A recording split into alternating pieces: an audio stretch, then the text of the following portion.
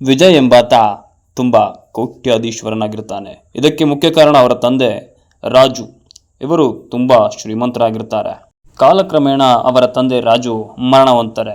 ಇದರಿಂದ ಚಿಂತೆಗೆ ಈಡಾದ ವಿಜಯ್ ತುಂಬ ಬೇಸತ್ತು ಹೋಗ್ತಾನೆ. ಯಾಕಂದ್ರೆ ಆತನ ಆಡಂಬರಗಳು ದಿನೇ ದಿನೇ ಕಡಿಮೆ ಆಗ್ತಾ ಹೋಗುತ್ತೆ. ಇದನ್ನ ಕಂಡ ಆತನ ಗೆಳೆಯರು ಆತನನ್ನ ತುಂಬಾ ಟೀಕೆಯನ್ನ ಮಾಡ್ತಾ ಇರ್ತಾರೆ.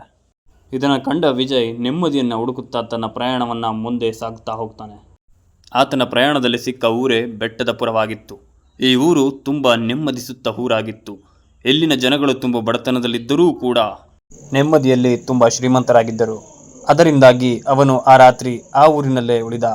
ರಾತ್ರಿ ಸರಿಸುಮಾರು 8 ಗಂಟೆ ಆಗಿರಬಹುದು. ಆ ಊರಿನ ಗ್ರಾಮಸ್ಥ ಊರಿನ ಚಿಕ್ಕ ಮಕ್ಕಳಿಗೆ ಒಂದು ಕಥೆಯನ್ನು ಹೇಳ್ತಾ ಇದ್ದ. ಈ ಕಥೆಯು ಆ ಊರಿಗೆ ಸಂಬಂಧಪಟ್ಟ ನಿಜವಾದ ಕಥೆಯಾಗಿತ್ತಂತೆ.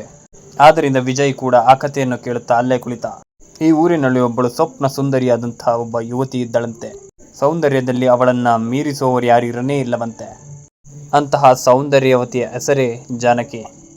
ಆ ಜಾನಕಿ ಎಂಬುವಳನ್ನ ಪಕ್ಕದ ಊರಿನ ಯುವಕನೊಬ್ಬ ತುಂಬಾ ಪ್ರೀತಿಸುತ್ತಿದ್ದನಂತೆ. ಅವರಿಬ್ಬರು ಮಾತಾಡ್ಕೊಂಡ್ರಂತೆ, ನಾವು ಈ ಊರನ್ನು ಬಿಟ್ಟು ಬೇರೆ ಊರಿಗೆ ಹೋಗೋಣ ಅಂತ. ಈ 2 ಊರಿನ ಮಧ್ಯದಲ್ಲಿ ಒಂದು ಪಾಳು ಬಿದ್ದ ರಾಜಬಂಗಲೆ ಇತ್ತು. ರಾತ್ರಿ 9ರಷ್ಟರಲ್ಲಿ ಆ ಅರಮನೆಯ ಬಳಿ ಇರು, ನಾನು ಬರ್ತೀನಿ ಅಂತ ಆಕೆಗೆ ಹೇಳಿರ್ತಾನೆ. ಅವನು ಹೇಳಿದಂತೆ ಆ ಯುವತಿ ಬಂದು ತುಂಬ ಕಾದರೂ ಕೂಡ ಅವನು ಬರೋದೇ ಇಲ್ಲ. ಇದರಿಂದ ಮನನೊಂದ ಯುವತಿ ಊರಿನ ಕಡೆ ಮುಖ ಮಾಡುವಷ್ಟರಲ್ಲಿ ಪಕ್ಕದ ಊರಿನ 4 ಆಕೆಯನ್ನ ಅತ್ಯಾಚಾರ ಮಾಡಿ ಆ ಅರಮನೆಯಲ್ಲಿ ನೇಣಾಕ್ಬಿಡ್ತಾರೆ.